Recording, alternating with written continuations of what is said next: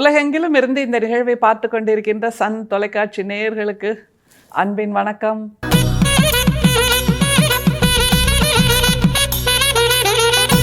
இது ஆண்டாள் மாதம், திருப்பாவை மாதம், மார்கழி மாதம், மார்கழி திருப்பாவை என்று சன் தொலைக்காட்சி கொண்டாட்டத்தில் இணைந்திருக்கிறோம்.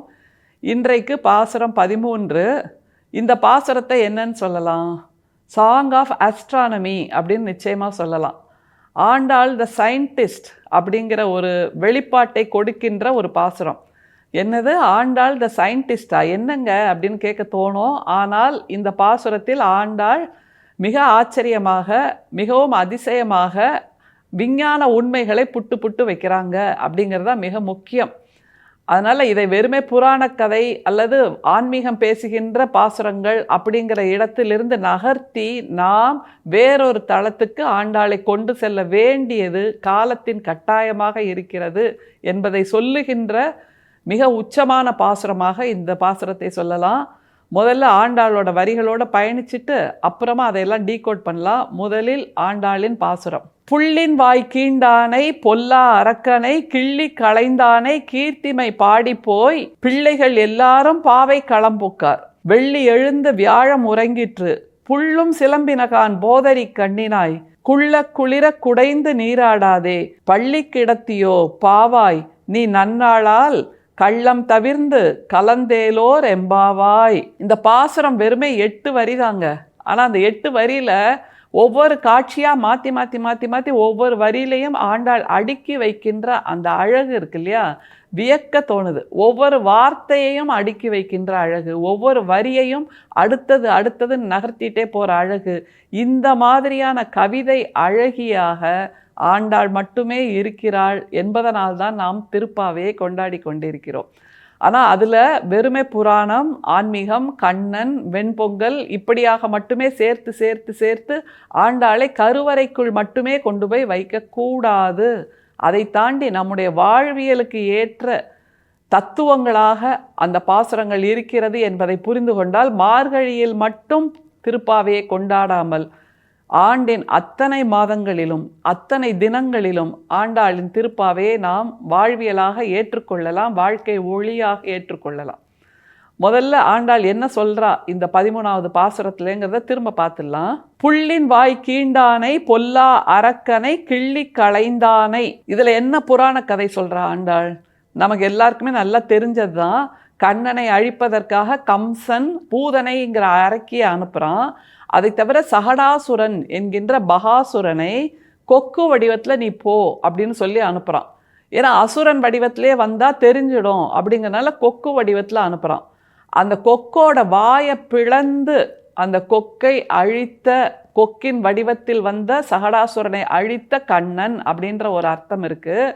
அதை தாண்டி மிக நுட்பமாக நாம் என்ன பார்க்கலான்னா, அசுரர்கள் அந்த காலத்திலேயே இப்படி மாறு வேஷத்தில் மாறு உருவத்தில் வந்திருக்கிறார்கள்னா இந்த காலத்தில் வேற என்னெல்லாம் ரூபத்தில் வர்றாங்கன்னு யோசிச்சு பார்த்தா ஒரு சோஷியல் மீடியாவாக வரலாம், ஒரு ட்விட்டரில் வரலாம், ஒரு யூடியூப்பில் வரலாம், என்ன வேணாலும் வரலாம், வாட்ஸ்அப்பில் வரலாம், அல்லது நாம் பார்க்கக்கூடிய ஷார்ட்ஸாகவும் வரலாம், ஃபேக் நியூஸாகவும் வரலாம். அப்படிங்கும்போது இது எதிலும் எல்லாமே சேர்ந்து அசுரர்களாக நம்மை சுற்றி நிற்கிறார்கள்.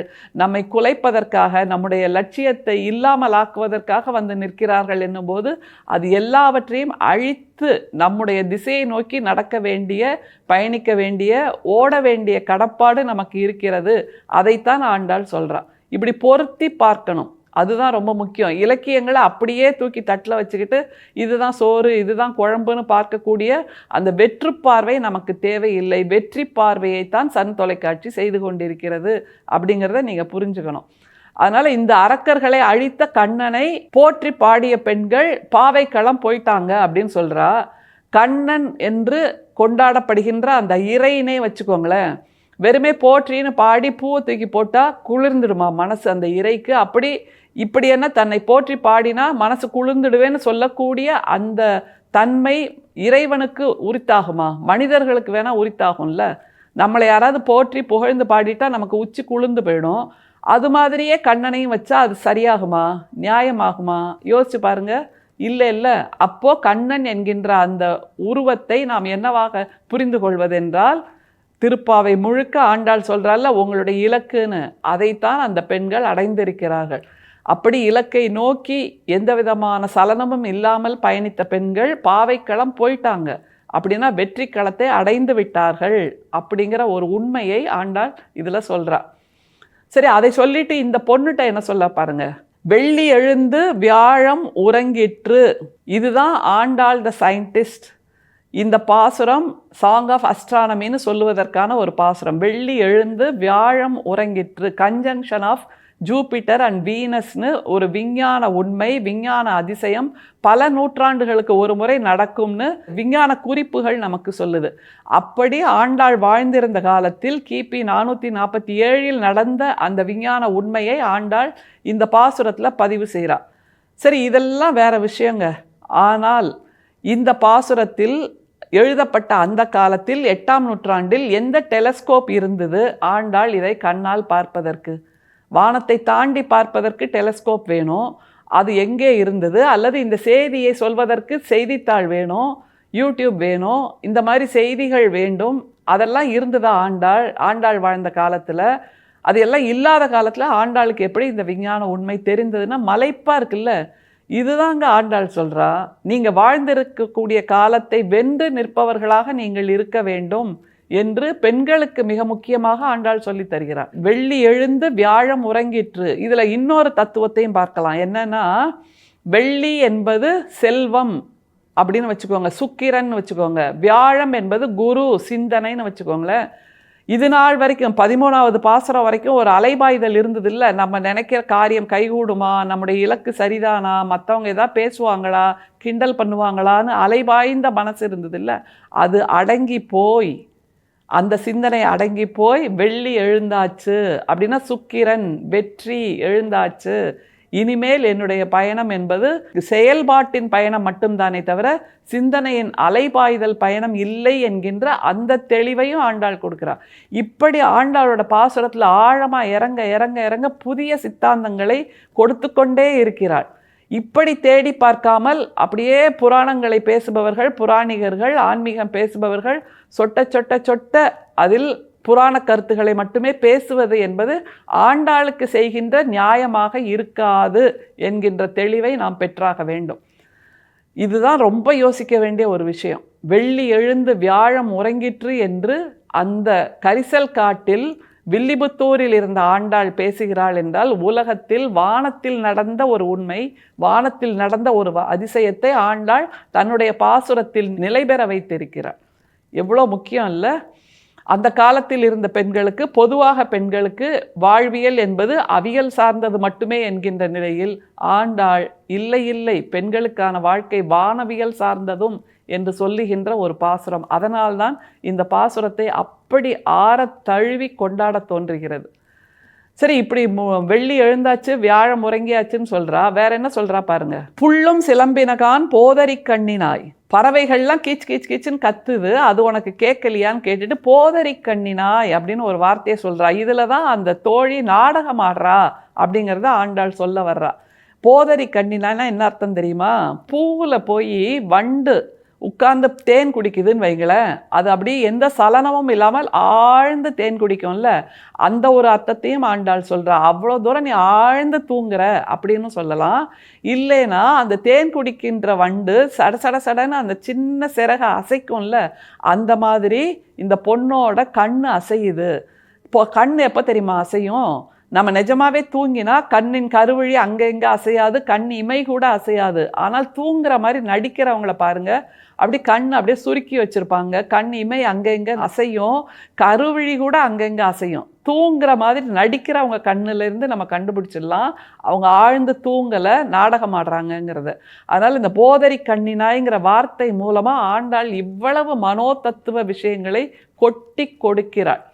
சரி, நீ நாடகம்தான் ஆடுறேன்றால, அதையும் ஒரு வார்த்தையில் சொல்கிறா பாருங்க. குள்ள குளிர குடைந்து நீராடாதே பள்ளி கிடத்தியோ.